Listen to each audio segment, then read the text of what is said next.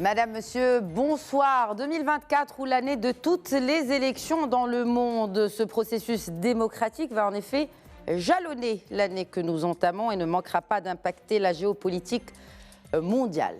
Dans la définition étymologique de la démocratie, c'est la combinaison de deux termes du grec ancien, à savoir démos, peuple, et kratos, le pouvoir. Elle désigne donc le pouvoir donné aux citoyens pour participer aux décisions publiques et à la vie politique.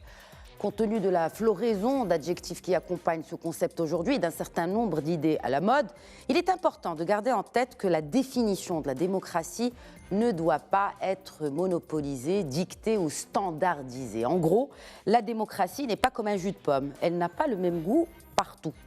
Les particularités historiques, culturelles ou sociales et le niveau de développement économique déterminent de facto la manière dont les gens dirigent leur propre pays et les types de démocratie qu'ils mettent en œuvre, ce qui implique qu'il n'existe pas donc de modèle ou de module démocratique universel et polyvalent, d'où l'absurdité de juger les autres pays ou les autres démocraties. Et c'est parce que cette année qui commence est une année de toutes les démocraties et que le monde connaît des crises profondes à tous les niveaux. Nous tenterons dans cet épisode non pas de revoir les définitions de la démocratie, mais d'analyser l'exercice de cette dernière dans les quatre coins du globe et le poids de ces élections à l'échelle régionale et internationale. Des États-Unis à la Russie, de l'Inde en passant par le Sénégal, l'Amérique latine vibrera aussi au rythme des campagnes présidentielles, le Mexique, Panama ou encore le Salvador et le Venezuela. Pour le débat de ce soir, je reçois justement trois experts en relations internationales. Tout d'abord, notre cher professeur Zakaria Abou-Daha. Bonsoir, professeur. Bonsoir, Madame Khadija, et Happy New Year. To you too, best of wishes. Merci. Okay, et bien sûr, je profite de l'occasion pour souhaiter aussi une très très bonne année pour tous nos téléspectateurs sur Média TV et à vous également, très chers invités. Hafid Boutal, bonsoir. Bonsoir. Bonne année, meilleurs vœux également. Merci, merci. Je rappelle que vous êtes expert en relations internationales et en changement climatique. Et on va le voir, hein, les deux vont ensemble et vont être déterminants pour certaines élections.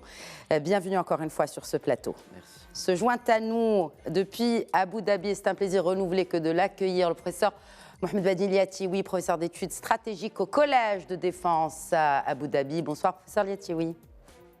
Bonsoir et merci pour l'invitation. Bonne année, meilleurs vœux à toutes et tous. Merci, merci beaucoup. Bonne année à vous également.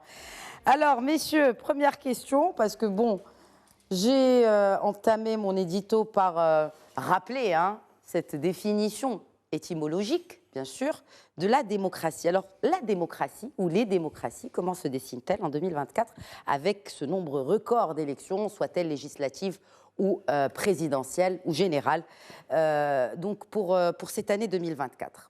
Professeur Abou-Daha, on commence par vous. 2024, c'est vraiment une année record en termes de pays qui vont connaître des élections soit législatives, soit présidentielles, voire aussi locales. Et je crois que c'est la première fois qu'on assisterait véritablement à une sorte d'effervescence électorale dans pas mal de pays, évidemment avec qui le Maroc aussi a des relations et a des intérêts à protéger. Ça, d'une part. Et vous l'avez si bien dit d'entrée de jeu, en rappelant un peu ce principe de droit constitutionnel. Les Grecs avaient cette sagesse d'être un peu les inventeurs de concepts comme la démocratie, l'aristocratie, et ainsi de suite. Et je crois que, comme disait Aristote, c'est le modèle le moins mauvais possible, dans le sens où dans la vie politique, il n'y a pas véritablement de parfait, mais les choses sont perfectibles. Mais au moins, ça permet d'assurer une sorte d'alternance au niveau du pouvoir et d'engager des dynamiques de changement et de permettre aussi à plusieurs voix de s'exprimer. Et on l'a vu à travers le monde. Et comme vous l'avez si bien dit, également, il faut tenir compte des réalités socio-économiques et ainsi de suite. Maintenant, il faut dire que ce qui va se passer, c'est à des degrés divers.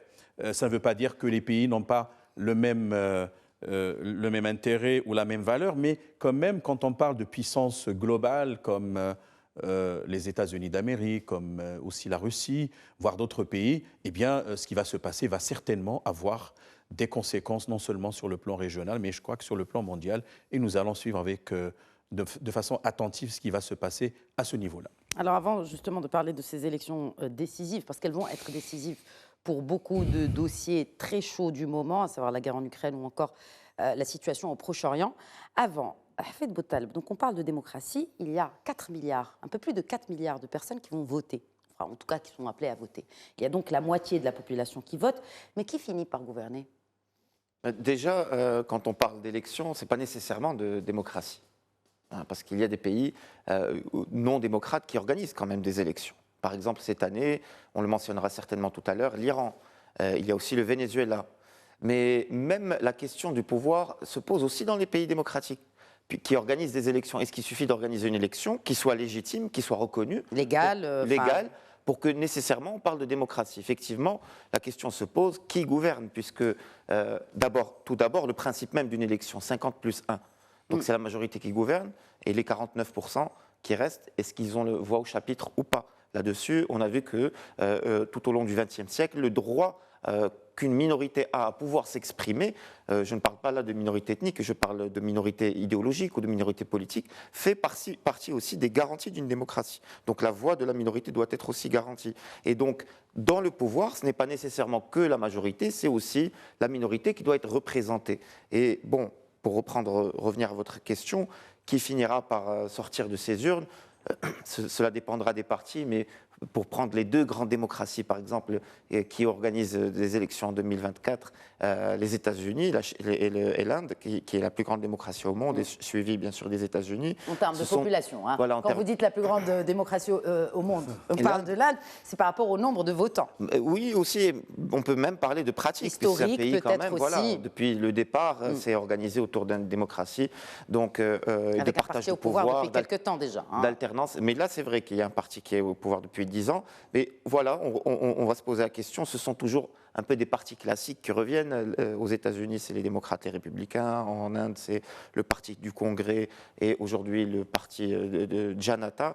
Donc, c'est un peu les mêmes partis, les mêmes élites qui vont revenir. Se pose aujourd'hui une question avec la montée des populismes, une remise en question des modes de scrutin, une remise en cause un peu de tout le système institutionnel. Se pose une question au sein de la population. Il y a aussi les réseaux sociaux qui interviennent. Où se trouve véritablement le pouvoir? Est-ce que les élections sont véritablement un changement, une alternative de pouvoir? Et on verra en 2024 la suite de ce débat qui va se construire autour des pays, des élections et de tous les scrutins qui auront lieu. Peut-être un commentaire, Mohamed Badiliati, et aussi comment ces élections, ou les principales élections, soient-elles en Inde, les États-Unis, la Russie. Bon, on n'attend pas de grandes surprises venant de Moscou, mais ne sait-on jamais. Quel impact sur cette géopolitique mondiale déjà instable et très incertaine?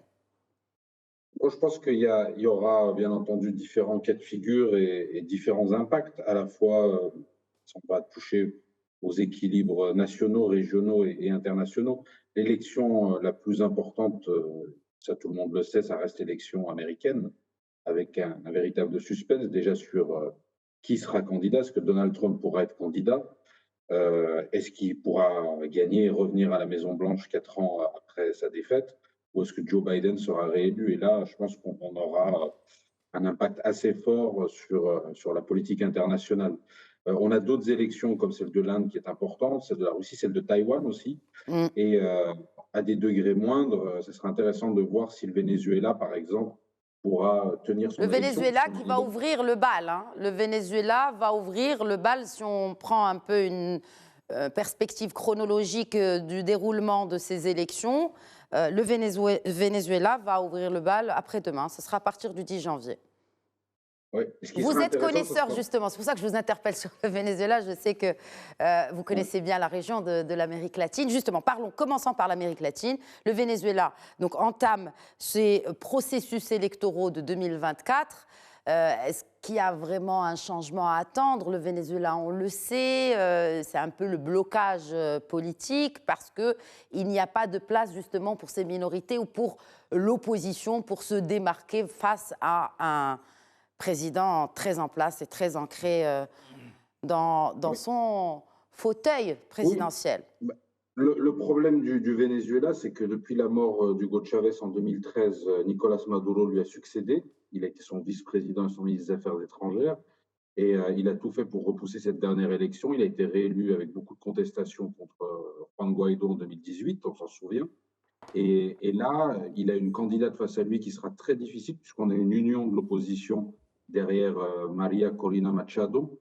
Le problème, c'est qu'elle a été frappée d'inéligibilité pour 15 ans, mais que malgré tout, elle sera certainement candidate. Et si l'élection, là je dis bien si l'élection est transparente, elle peut gagner, puisqu'on a une union, on va dire, des oppositions. Et le dernier accord qui a été signé par la majorité, enfin par le gouvernement Maduro et l'opposition à la Barbade, sous pression américaine, dit qu'il faut qu'il y ait des élections transparentes, puisque les Américains ont accepté de lever certaines sanctions si Maduro, quelque part, se calmait un peu en termes de répression et aussi de différents types de décisions qui portaient atteinte aux intérêts américains et à la stabilité régionale. Ça serait historique qu'on ait un changement au Venezuela, puisque avant Maduro, on a eu Chavez depuis 98.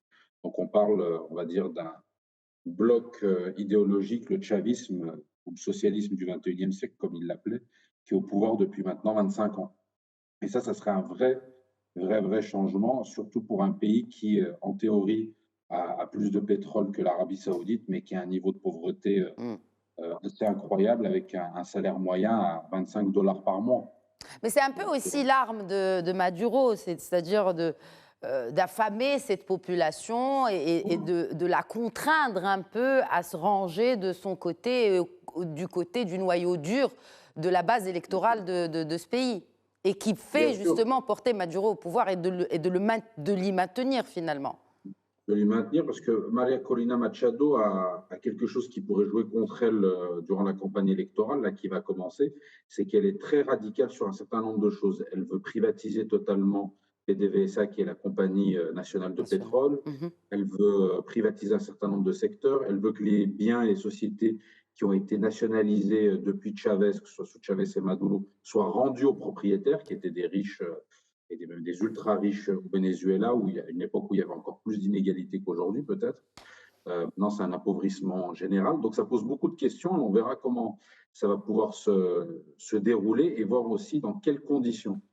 Si vraiment il y aura une forme, on va dire, de liberté pour exercer la campagne, ce dont je doute un peu, parce qu'il y aura des pressions assez fortes du camp de Maduro au sein de la société au moment de voter. Mais ça sera une élection décisive pour l'Amérique latine. Bon, il y en a d'autres, il y a le Salvador et le Mexique, mais le Venezuela, symboliquement, reste un symbole très fort du fait de, on va dire, maintien au pouvoir de Maduro, des sanctions économiques et du niveau de pauvreté qui a été atteint, qui est assez terrible. D'autant plus qu'il y a beaucoup de réfugiés vénézuéliens un peu partout, en Colombie, en Amérique centrale, au Mexique et aux États-Unis. En parlant du Mexique, le Mexique aussi va vivre des élections. Je voulais juste vous poser, avant qu'on en parle, on parle de cette vague rose, hein, donc après justement les dernières élections, celle d'avant au Mexique, en Argentine, la vague rose en Amérique latine, est-ce qu'elle est appelée à se poursuivre au-delà hein, de ces rendez-vous électoraux? Le problème qu'il y a, c'est qu'au Mexique, là, pour le moment, on a, on va dire, trois candidats, deux candidates principales, Xochitl Gálvez pour la coalition d'opposition, et la gauche avec Marta Sheinbaum, qui a été la maire de Mexico ces dernières années, et qui est la favorite, sachant que déjà en termes d'élections internes, elle a réussi à éliminer l'ancien ministre des Affaires étrangères, Marcelo Ebrard, qui était un favori, et elle a de très fortes chances de gagner, puisque le président sortant, Andrés Manuel López Obrador est à 100% derrière elle. Et il faut savoir que dans le système mexicain, le président est élu pour 6 ans, mais ne peut pas être réélu. Ça, c'est quelque chose qui existe depuis la révolution de 1910-1917. Il n'y a pas de réélection possible. Donc, le soutien du président sortant est toujours très important. Là, elle a un soutien très fort et Obrador a une très bonne image. Elle est une piètre oratrice, il faut être honnête, mais son opposante aussi. Elle a la chance d'avoir Obrador qui a maintenu après 6 ans au pouvoir bien 60-65% d'opinion favorable, ce qui est un record dans l'histoire contemporaine du Mexique, et ça pourrait l'aider à être élu en tout cas. Alors, bon, cela je ne peux pas m'empêcher d'y penser, parce que là, on voit le cas du Mexique, donc que le président sortant n'a pas droit, selon la Constitution, à une autre réélection. Et ça me fait penser aux exemples africains. Professeur Abou Dahab, il y a beaucoup d'élections en Afrique aussi. Si on peut juste projeter, peut-être, en régie, je vous prie de projeter la carte avec les principales élections pour que nos téléspectateurs voient vraiment visuellement le nombre d'élections qu'il y aura. Donc, en rouge, ce sont les élections législatives. On le voit, c'est l'Afrique du Sud, le Mozambique, le Rwanda, ainsi que d'autres pays, le UK. On a les présidentielles, bien naturellement, chez nos voisins de l'Est, mais aussi en Mauritanie, dans d'autres pays, le Sénégal. Alors, professeur Abou Dahab, on a le Rwanda. Préférons qu'on commence avec le Sénégal ou peut-être le Rwanda. Le Sénégal, déjà, par ordre chronologique, c'est attendu pour février. 92 candidats. Il faut 92, c'est quand même un record aussi en termes de candidature. Évidemment, il faut savoir que le principal opposant a été écarté. Eu égard, je pense, à une condamnation qui l'a frappé. De toutes les manières, la Cour constitutionnelle ou les organes constitutionnels compétents ne lui avaient pas donné le droit de s'y présenter. Par ailleurs, il faut quand même rappeler que Macky Sall, jusqu'à peut-être juin 2023, s'apprêtait probablement à un référendum constitutionnel pour permettre éventuellement lui permettre de briguer un troisième mandat. Mais il a su quand même désamorcer la contestation qui prenait quand même de l'allure. C'est ça. Lorsqu'il il a réagi aux manifestations. Exactement. Il a réagi aux manifestations. Il y a eu même, je crois, même des morts.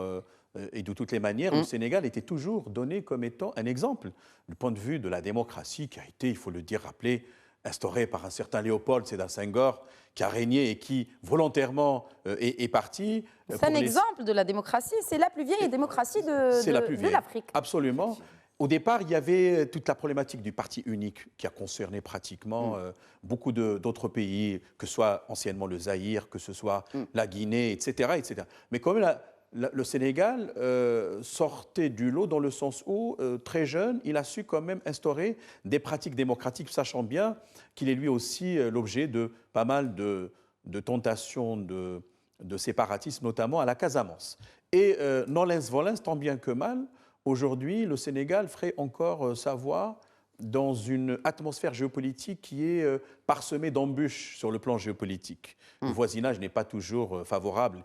Par conséquent, ce que j'ai appris en lisant un certain nombre de documents, qu'il y a peut-être deux principaux candidats favoris, le fils de M. Abdoulaye Wade, qui n'est autre que Karim Wade, qui revient après avoir bénéficié d'une amnistie donc, pour pouvoir se présenter, je pense, au nom d'un parti qui s'appelle le Parti démocratique, j'ai oublié le nom exactement, et un autre qui s'appelle Khalifa Sall, qui d'ailleurs du Parti socialiste, et ce sont donc deux tendances qui structurent un peu le jeu politique au niveau du Sénégal. Donc probablement la campagne va être rude, et encore une fois, c'est la démocratie à la sénégalaise qui va triompher, en fin de compte. Démocratie à la sénégalaise et les présidentielles aussi au Rwanda. Oui, pour le Rwanda, apparemment, M. Kagame sera toujours le candidat favori. Je ne sais combien de mandats il a brigué depuis son installation, parce qu'il a quand même bénéficié d'une certaine légitimité post-génocide au Rwanda. Et par conséquent, il semblerait que, au vu des réalisations faites sur le plan économique, social, etc., le Rwanda est cité entre autres dans le Doing Business, par exemple. Non, ils ont, oui. Il y a une croissance à deux chiffres. Absolument, pour ce pays. Absolument. Il a transformé le système éducatif. C'est son point fort. Aussi. Tout à fait. Bon, après, à quel prix ? Et avec des scores électoraux quand même impressionnants, plus de 90% des voix. Tout à fait, tout à fait. 2003, 2010, 2017. Tout à fait. Et puis voilà, c'est quelqu'un qui a quand même pu s'imposer comme étant un président qui a son mot à dire par rapport à d'autres pays quand il négocie avec des pays comme la France ou d'autres. Donc je crois qu'il a encore du poids et probablement ce sera encore le candidat qui va diriger le pays pour quelques années. L'Afrique du Sud, élection législative, l'avenir de la domination, si je puis me permettre. De l'ANC. Oui, merci. Alors effectivement, il y a le African National Congress, le parti dominant depuis 1994, qui arrive premier, majorité absolue systématiquement. depuis 1994, est-ce qu'il va perdre cette majorité absolue? Est-ce qu'il va être amené à composer des majorités gouvernementales? L'Afrique du Sud, c'est un système très particulier. C'est un pays présidentiel et parlementaire à la fois. C'est-à-dire que pour élire le président, il faut élire d'abord un parlement, et c'est de ce parlement qu'est élu un président qui a le pouvoir exécutif, qui n'est donc pas un président symbolique. Et donc, effectivement, le président Cyril Ramaphosa, depuis 2018, ça fait 6 ans quand même, et il va jouer donc son va-tout pour une réélection. Il faut rappeler qu'il peut être réélu, il n'y a pas de limitation de mandat, il peut être réélu indéfiniment. Et aussi, mais contrairement à Kagame, on ne peut pas dire qu'il a un bilan de son mandat qui soit aussi positif que Paul Kagame. Ben oui, il y a l'usure de l'ANC, l'usure du pouvoir. Il y a aussi une opposition sérieuse, une opposition à gauche incarnée par Julius Malema, Economic Freedom Fighters, le parti donc des combattants pour la liberté économique. Et à droite, il y a l'Alliance démocratique, qui est le parti modéré un peu, qui se présente comme étant l'alternative crédible à l'ANC, puisque c'est le parti qui rassemble un peu tout le monde, les blancs, les noirs, les métis, etc. Et l'ANC est pointé du doigt comme étant toujours campé sur son idéologie socialiste, noire un peu, de défense des droits, mais qui en réalité sur le terrain ne fait que perpétuer un système d'inégalité économique, de rente, etc. Donc il y a une vraie critique au sein, et aussi il y a le problème, en plus des inégalités raciales que l'on connaît inhérentes à l'Afrique du Sud depuis quasiment toujours, il y a les inégalités territoriales. Il y a une concentration excessive des richesses entre Johannesburg et le Cap, et très peu ailleurs en Afrique du Sud. Et il y a des régions entières qui sont délaissées, quelle que soit la nature de leur population. Donc tout cela est à mettre donc au défi pour l'ANC. Nous verrons en avril quels seront les résultats. La vraie question sera, est-ce que l'ANC continuera à avoir la majorité absolue au Parlement, au Pretoria ou pas? S'ils perdent la majorité absolue, ce sera le début de la fin de l'ANC, probablement une alternance à voir en 2029. Sinon, c'est un peu le cas depuis 1994. Il va falloir continuer à voir les élections locales, municipales, etc., pour voir les deux autres principaux partis, leur progression, et voir si un jour ils pourront être amenés à diriger le pays. Donc ce serait la première fois depuis la fin de l'apartheid que l'ANC ne serait pas amené à diriger le destin de l'Afrique du Sud, mais point d'interrogation pour les élections d'avril 2024. Mai, ou fin avril-mai.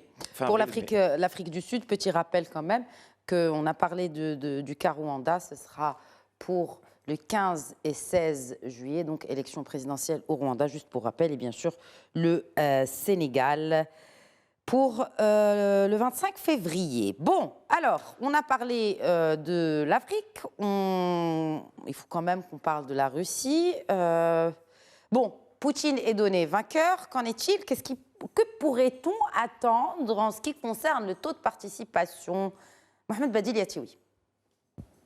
Bon, comme vous l'avez très bien dit, Lala Khadija, je pense que la réélection de Vladimir Poutine ne fait aucun doute.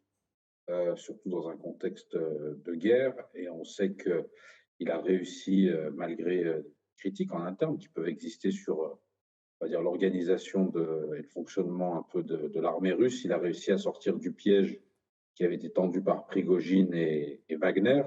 Donc il a réussi à asseoir son autorité. Il n'y aura pas de problème pour sa réélection. Maintenant, la question va être de savoir en termes d'abstention, quel niveau d'abstention est-ce qu'on aura, quel va être donc le taux de participation, et aussi le taux de participation des jeunes en particulier. Puisque si on a un conflit qui dure, ça risque de poser un certain problème à cette jeunesse qui a envie d'autre chose, très certainement, notamment dans les villes. Maintenant, la question la chose qui est très importante et qui est très intéressante, c'est que le pari des Occidentaux, c'était de détruire l'économie russe. On se souvient des propos de Bruno Le Maire, le ministre français de l'économie et des finances, au début de la guerre Russie-Ukraine. Et finalement, on voit que la croissance économique russe et son adaptation, sa transformation en économie de guerre a assez bien fonctionné pour le moment, à voir combien de temps ça peut durer. Et finalement, Poutine a assez bien amorti d'un point de vue économique et social les conséquences de la guerre. Le problème est sur le terrain, mais c'est autre chose.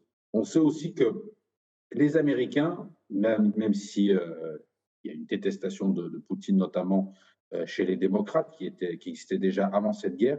Il y a toujours une volonté aussi de ne pas trop affaiblir Poutine et la Russie, puisqu'on sait que si Poutine venait à être sorti du jeu, il y a un véritable point d'interrogation sur la suite. Qui aurait les épaules assez larges pour diriger un aussi grand pays, aussi important pays que la Russie, puisque aussi bien en Russie, d'un point de vue interne, qu'aux États-Unis, au sein des élites américaines, tout le monde se souvient du chaos des années 90, des années Eltsine. Et personne ne veut avoir ça actuellement. C'est-à-dire qu'en fait, en gros, Poutine serait plus modéré que d'autres. Par exemple, si il venait à prendre le pouvoir, par exemple, un ancien militaire ou un ancien du KGB, d'ailleurs, comme le président sortant. Et puis, il vaut mieux avoir un Poutine affaibli pour les Américains qu'avoir quelqu'un de nouveau qui pourrait être incontrôlable. Et voilà, parce que Poutine, ça reste un joueur d'échecs avec pas mal de succès, mais ça reste un joueur d'échecs. Le problème, comme vous l'avez dit, si on tombe sur un ancien militaire ou quelqu'un avec, on va dire, un peu plus de fougue, ça pourrait être dangereux. Et il y a toujours aussi cet élément important qui est que la Russie ne tourne pas totalement le dos à l'Europe. Ça reste quelque chose qui est important plus pour les Européens que pour les Américains, pour des raisons évidentes en matière énergétique, puisque un pays comme l'Allemagne et même d'autres, mais en particulier les Allemands, finiront par avoir besoin de l'énergie russe. Et on voit que les Allemands sont obligés de racheter du pétrole ou du gaz russe aux Indiens pour pouvoir faire tourner leur économie. Donc il y a un principe de géographie qui s'impose. Oui, absolument, un principe de géographie, un principe aussi de géopolitique. Vous avez parlé des Européens. Bon, le mi-mars, ce sera les élections en Russie, donc. 3 mois plus tard, ce sera les élections au Parlement européen, à l'Union européenne. Là, on va vraiment parler d'élections qui risquent de faire bouger beaucoup de lignes. On parle de la Russie, donc notamment ce soutien à l'Ukraine. Professeur Aboudahab, est-ce qu'il risque d'y avoir un changement majeur avant même, si M. Trump venait à revenir à la Maison-Blanche, mais avant même que Trump ne revienne, si effectivement l'Union européenne, avec les divisions qui commencent à se sentir, si elles se confirment après le processus électoral, est-ce qu'on va lever ce soutien à l'Ukraine? Du point de vue des élections, des élections européennes. Exact. Donc d'abord, il faut rappeler que le Parlement européen compte 705 eurodéputés. Après donc le Brexit, la sortie du Royaume-Uni, actée définitivement à partir de 2021.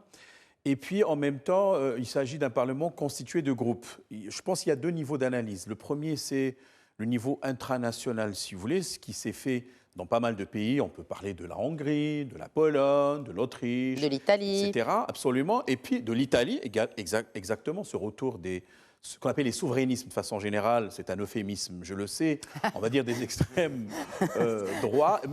Néderlande aussi, les Pays-Bas. Oui, bah oui. Voilà. Pour ne citer que ces 2-là, déjà. Ou l'extrême droite, et en même temps, ça va se répercuter. La Pologne, la Hongrie, ça ne choque pas vraiment personne. C'est-à-dire que c'était un peu attendu. Mais quand on parle des Pays-Bas et de l'Italie, là, les choses deviennent un peu plus sérieuses au niveau européen. Mais celui qui avait remporté dernièrement les élections est connu, c'est-à-dire c'est une figure politique qui est connue. Et je crois que la plupart d'entre eux, il y a un dénominateur commun, ça joue sur l'immigration irrégulière, la criminalité, terrorisme, islamophobie, etc. C'est à peu près le même fond de commerce. Et donc ces élections-là vont ipso facto impacter la configuration du prochain Parlement européen en juin 2024, ça va de soi. Évidemment, ça va pousser à nous poser la question par rapport à ce que vous avez dit, Madame Khadija, sur le traitement à conférer à une Ukraine déjà qui a bénéficié par principe d'une adhésion qui a été actée par le Parlement actuel, et en même temps consécutivement aux élections qui ne seront pas sans grande surprise, qui se dérouleront dans d'autres contrées. Mais par rapport à la question fondamentale, est-ce que le Parlement allait changer d'attitude par rapport à la position de soutien à l'Ukraine? Je ne le pense pas du tout, puisqu'il y a une sorte de consensus au moins ad minima, qui fait le dénominateur commun des élites politiques en Europe, comme quoi le soutien apporté à l'Ukraine devrait continuer, certes, sans conséquences économiques et financières. Mais grosso modo, on peut considérer que le soutien apporté à l'Ukraine, c'est un soutien de principe, parce que c'est un enjeu majeur par rapport à la géopolitique avec la Russie. Mais c'est un enjeu majeur économique aussi. On se souvient par exemple mais l'autre, oui, Giorgia Meloni qui, tout de suite après avoir été élue, pourtant elle avait montré des sympathies vis-à-vis de Poutine, tout de suite après avoir été élue, une fois à Bruxelles, elle avait manifesté une grande sympathie, et puis bien sûr la stabilité de sa position, de la position de l'Italie vis-à-vis de l'Ukraine. Oui. Donc on voit bien, c'est certainement l'attitude qu'adoptera l'extrême droite, une fois peut-être plus importante au sein du Parlement européen. L'autre dénominateur commun, ce sont les lois sur l'immigration, les politiques climatiques, et là, encore une fois, elles ne font pas consensus au sein des 27. Oui, notamment par rapport à l'environnement, mais ce n'est peut-être... Et l'immigration aussi. Oui, bien sûr, l'immigration, c'est le cheval de bataille de l'extrême droite. Et le spectre de l'extrême droite, c'est ça le vrai sujet des élections européennes, c'est quel sera... parce que là, en France, ce n'est pas l'extrême droite qui est au pouvoir, on voit qu'une loi de l'immigration qui vient d'être votée... Bon, c'est la stratégie de Macron, c'est d'adopter une ligne plutôt dure pour pouvoir un peu s'approprier la question et ne plus la laisser uniquement aux mains de l'extrême droite. Mais peut-être de cette manière, mandat, parce que... il ne peut pas. De toutes les manières. Mais il y a eu des rumeurs, il y a eu des rumeurs, mais il ne peut pas. Ça ressemble plus à quelqu'un qui voudrait peut-être aspirer à un troisième mandat présidentiel. Mais en tout la cas, question se pose en France. La question se pose en France. Mais en tout cas, il y a les lois sur l'immigration, et il y a les lois sur le changement climatique aussi. Oui, c'est la manière dont on aborde le changement climatique. On l'a vu lors de la dernière COP, notamment le sujet sur les énergies fossiles, le phase-out, la fameuse question de phase-out des énergies fossiles. Donc, la sortie d'un cycle basé, de cycle économique fondé sur l'énergie fossile. La question de la manière dont se pose le changement climatique. Est-ce qu'on va continuer à le poser de manière anxiogène et exclusive, ou on va être mais aller vers l'efficacité, ou alors de manière être plus inclusif, moins anxiogène, peut-être risquer d'être moins efficace et risquer d'être un peu de jeter la question du changement climatique aux mains des lobbies qui vont peut-être faire passer tout et n'importe quoi au nom du changement climatique. On l'a bien vu avec l'automobile, on l'a bien vu avec le charbon, on a parlé de charbon vert à un moment donné. Donc c'est la manière dont se pose le changement climatique. On est tous, bien sûr, partout, tout le monde est pour que la planète soit préservée, mais aujourd'hui, on se rend compte qu'on n'est pas encore sûr de ce qui se passe à 100%. Il ne s'agit pas des climato-sceptiques. Il y a un problème par rapport au CO2. Il y a de bouleversements climatiques énormes. Nous les constatons au jour le jour au Maroc. Mais on n'est pas encore sur la science du changement climatique, n'est pas encore à 100% mise en orbite. Et il faut attendre encore peut-être 10 ans, une décennie, avec tous les risques que cela comporte, pour pouvoir aller résolument peut-être vers des choses, des mesures plus drastiques. Pour le moment, on l'a vu avec la COP précédente, l'organisation de la COP prochaine encore dans un pays hydrocarbure, qui est l'Azerbaïdjan. On voit bien qu'on est toujours en train de s'aiguiller par rapport au changement climatique. C'est le cas aussi en Union européenne, où la question de la liberté est mise en avant, puisqu'on considère que c'est une question aujourd'hui, changement climatique, est mis de pair avec la liberté. Et donc on a des groupes d'extrême droite qui étaient liberticides dans le passé, qui vont s'approprier les thématiques de la liberté au nom du climato-scepticisme, notamment, par exemple, pour donner un exemple simple, un homme a le droit de prendre un avion, même pour faire 12 000 km et polluer, il a le droit, ou alors pour une très courte distance, là où des écologistes vont considérer que non, il n'a pas le droit, puisque cela porte une atteinte à l'environnement. Donc c'est ce genre de questions-là que nous verrons certainement au mois de mars, au mois de juin, plutôt, sur le devant de la scène pendant la campagne électorale des élections européennes. Il y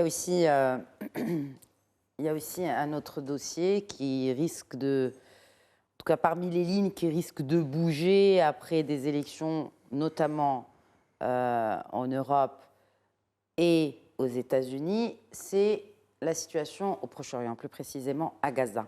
Est-ce qu'on peut réellement s'attendre, parce que là, on galvaude ici et là, qu'effectivement, avec les élections peut-être aux États-Unis, la situation va changer. Est-ce que, de manière très réaliste, Mohamed Badili Yatiwi, on pourra s'attendre à un changement dans la foulée d'un changement électoral, que ce soit au Parlement européen sur la question du Proche-Orient, sur la question du conflit israélo-palestinien. Est-ce qu'on peut réellement s'attendre à un changement après des élections, soit-elles à l'UE, et ce qui m'amène aussi à parler des élections aux États-Unis, quand bien même si Trump reprenait sa place au bureau ovale à la Maison-Blanche? Alors, moi, je pense que si Donald Trump revient à la Maison-Blanche, ou si Biden est réélu, on aura malgré tout l'obligation d'attendre de voir ce qui va se passer en Israël. Combien de temps Benjamin Netanyahou va tenir? Et on risque d'avoir des élections anticipées en Israël en 2024. Après, c'est une tradition aussi, hein, ce ne serait pas nouveau. Voilà. Et ça reste, et il faudrait voir qui dirigerait le gouvernement à la sortie des urnes. Est-ce qu'on aurait le général Benny Gantz ou quelqu'un d'autre? Et si Biden est réélu, je ne pense pas qu'il fera quelconque pression sur le gouvernement israélien, de temps en temps sur les colonies, etc. Mais ça restera un peu ce que l'on a aujourd'hui. Et si c'est Donald Trump, je pense qu'il voudra ressortir des tiroirs le plan qu'il avait proposé aux Palestiniens il y a quelques années et qu'il essaiera de l'imposer. Le plan, vous parlez, est-ce que, juste comme ça on précise pour nos téléspectateurs, c'est bien le plan qui a été proposé aux Palestiniens dans le cadre des accords d'Abraham? C'est ça, exactement. Avec un territoire palestinien très très réduit, avec différents passages pour passer de la Cisjordanie à la bande de Gaza, avec un accès, on va dire, assez limité à la mer, et avec aussi tout un tas de problématiques concernant qui va gérer la sécurité de cet État palestinien. Et on voit que c'est toute la problématique. Les Israéliens ont envie de garder un contrôle, on va dire, militaire et sécuritaire sur Gaza, mais aussi sur ce qui reste de la Cisjordanie, et que ça restera le grand problème au moment d'établir un État palestinien. Les Palestiniens et les Arabes souhaitent que ça se fasse dans les frontières de 67. Si c'est Donald Trump, ça sera un plan assez différent avec un territoire palestinien assez réduit. Et si c'est quelqu'un d'autre? Et si, est-ce qu'on pourrait s'attendre à une surprise autre que le duel renouvelé Trump-Biden? Parce que sans participer à la primaire républicaine, Donald Trump est loin devant tous les autres. On pensait que Ron DeSantis, le gouverneur de Floride, pourrait, sur un discours assez proche de celui de Trump, incarner une forme de renouveau générationnel et Trump, sans participer à quoi que ce soit en interne, est loin devant dans les enquêtes. Et chez les démocrates, Kamala Harris, qui est la vice-présidente, n'a pas réussi à tirer son épingle du jeu sur les 4 dernières années, depuis l'entrée à la Maison-Blanche de Joe Biden. Et ce qui fait que Joe Biden, malgré son âge, malgré les critiques sur sa santé, risque d'être candidat.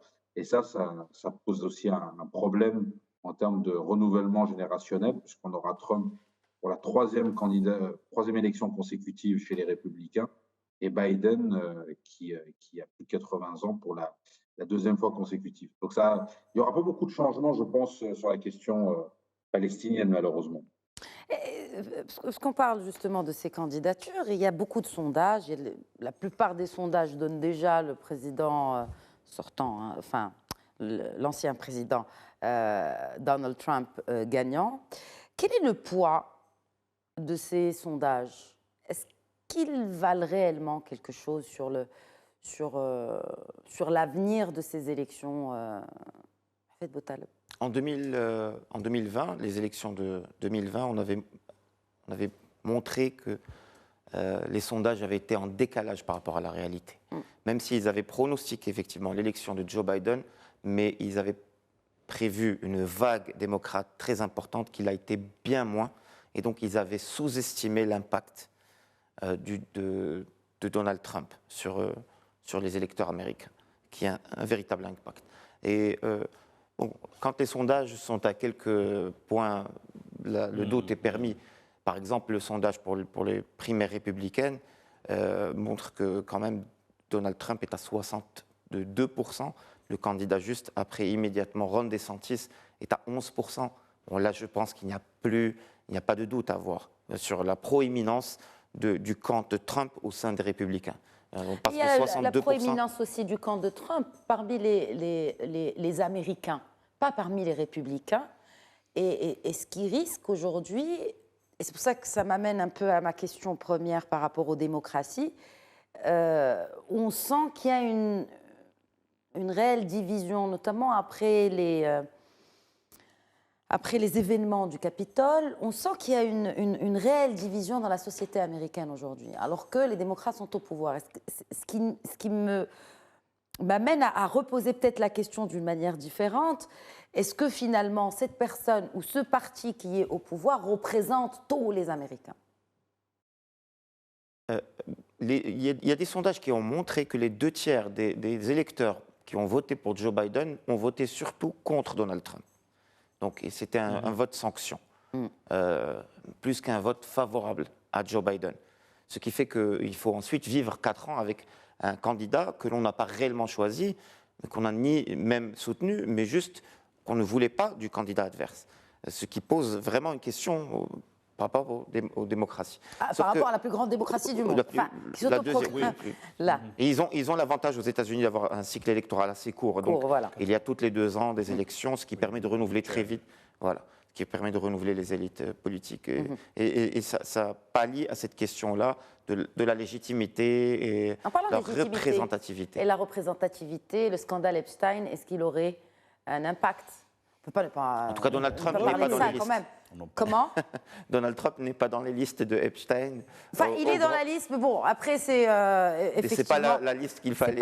C'est pas exact. C'est pas la liste des scandales. Voilà. Mais est-ce que vous pensez que ça aurait peut-être aussi un impact, notamment parce que ce scandale-là a éclaboussé l'ancien président démocrate Bill Clinton et que même les Obama sont cités. En tout cas, est-ce que ça ne risque pas aussi de jouer en faveur du camp républicain ? Il y a cette machine Professeur effroyable. Abou Dahab, je connais votre parcimonie à le choix des mots, oui. Mais est-ce que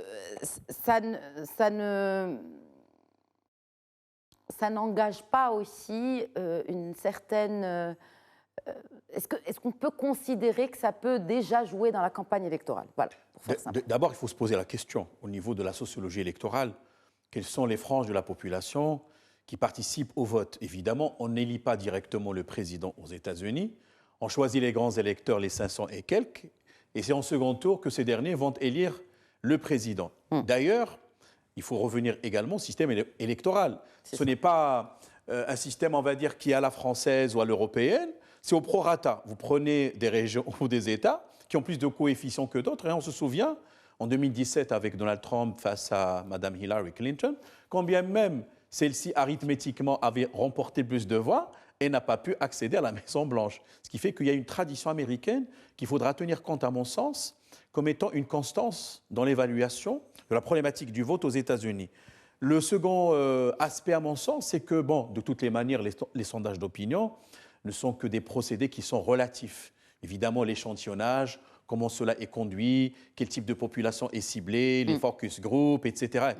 Troisièmement, aujourd'hui, les 2 candidats en lice aujourd'hui, jusqu'à preuve du contraire, parce que même pour M. Donald Trump, il faut attendre, je crois, le verdict de la Cour suprême, si elle va valider sa candidature ou pas. Imaginez un instant si la Cour suprême dit à M. Trump qu'il n'aura pas le droit de se présenter. Mais ça va donc choisi chambouler les juges de cette Cour suprême avant de finir son mandat. Y compris la présidente, je le sais, mais on peut imaginer tous les scénarios. Aujourd'hui, ils se tirent à couteau tiré, comme on dit, au niveau des discours. Chacun vilipende l'autre et chacun essaie de montrer les faiblesses de l'autre. M. Biden tient quand même un discours de... Quand même, c'est un professeur de droit constitutionnel. Il reste un peu dans l'orthodoxie traditionnelle, libérale ou autre états-unienne, mais je crois fort bien que nous allons assister véritablement, au cas où la candidature de M. Donald Trump sera actée ou validée, à véritablement une campagne très très rude qui renseigne sur ce bipartisme aux États-Unis, cette alternance, si vous voulez, quasiment naturelle qui arrive entre démocrates et républicains. Et la lutte entre les souverainistes, d'une part, et les mondialistes, d'autre part. C'est ce que j'appelle aussi cette division très profonde dans la société américaine. Alors, l'autre sujet qui risque aussi d'être impacté par les tensions géopolitiques, par ces élections, c'est Taïwan. Taïwan qui se prépare aussi à tenir des élections. Ce sera le 13 janvier, donc dans quelques jours. Est-ce que la Chine pourrait intervenir dans ces élections? Est-ce que la Chine pourrait faire bouger des lignes? Est-ce que peut-être on pourrait voir des tensions ou peut-être un peu de... Je ne trouve pas mes mots aujourd'hui. Est-ce que, Mohamed Badili Atiwi, en gros, est-ce que la Chine peut exercer une certaine pression économique ou autre sur Taïwan? Oui, elle va essayer, bien sûr. Il y a toujours on va dire, deux grands candidats. Il y a le candidat du DPP, qui est candidat de la présidente sortante, qui elle ne peut pas se représenter, qui va essayer de garder une ligne, on va dire, assez dure contre les Chinois. Et on va avoir le candidat du KMT, qui s'appelle Wu Yu-i, qui va essayer, lui, d'avoir une vision un peu plus ouverte. Et puis, toujours cette volonté de revenir au consensus de 92 qui favorise les Chinois, puisqu'on parle d'une seule Chine. Et les Chinois ont très clairement en tête l'idée, bien sûr, de reprendre Taïwan. Il faut écouter ce qu'a dit Xi Jinping lors de la présentation de ses vœux. Il a dit que 2024 était l'année où la Chine allait récupérer Taïwan. Donc, on se doute que l'élection à venir va avoir lieu sous une forte pression. Il y a un risque de pression économique, de pression militaire. Ce ne serait pas étonnant que quelques jours avant l'élection, on ait une démonstration de force des Chinois. Je ne parle pas d'invasion, hein, mais une démonstration de force pour essayer d'impressionner un peu. Ce sera qui tout double. Peut-être que les électeurs taïwanais à ce moment-là diront seul le DPP peut nous, entre guillemets, nous protéger avec une vision, on va dire, un peu plus nationaliste taïwanaise. Et ça pose beaucoup de questions, puisque si la situation venait à déraper à Taïwan avant ou après l'élection, vous imaginez l'impact sur la stabilité du monde et sur l'économie mondiale. Ça serait Russie-Ukraine à un autre niveau, je pense. Parce que les Américains, là, auraient un vrai problème pour s'engager côté des Taïwanais, mais ils devraient le prouver. On serait face à une vraie crise mondiale, je pense, du niveau de celle de Cuba en 62. L'Inde, pour finir ce débat, messieurs. Bon, bien sûr, la liste est très longue. On ne peut pas passer en revue tous les pays qui vont. Il y a la Finlande aussi, le candidat de centre-gauche est parti favori pour remporter ces élections en Finlande. Mais j'aimerais bien qu'on finisse avec l'Inde et l'Iran. L'Inde, Modi, réélu? Très certainement. En haut des sondages, il a déjà remporté la majorité absolue 2 fois de suite et il s'oriente vers une 3e fois. Le Janata Party Party, c'est le parti justement des souverainistes. Des souverainistes, absolument. Le parti de droite qui emploie un discours assez populiste, mais très modéré au même temps. Donc il séduit et chez les classes extrêmes, mais chez les classes modérées aussi.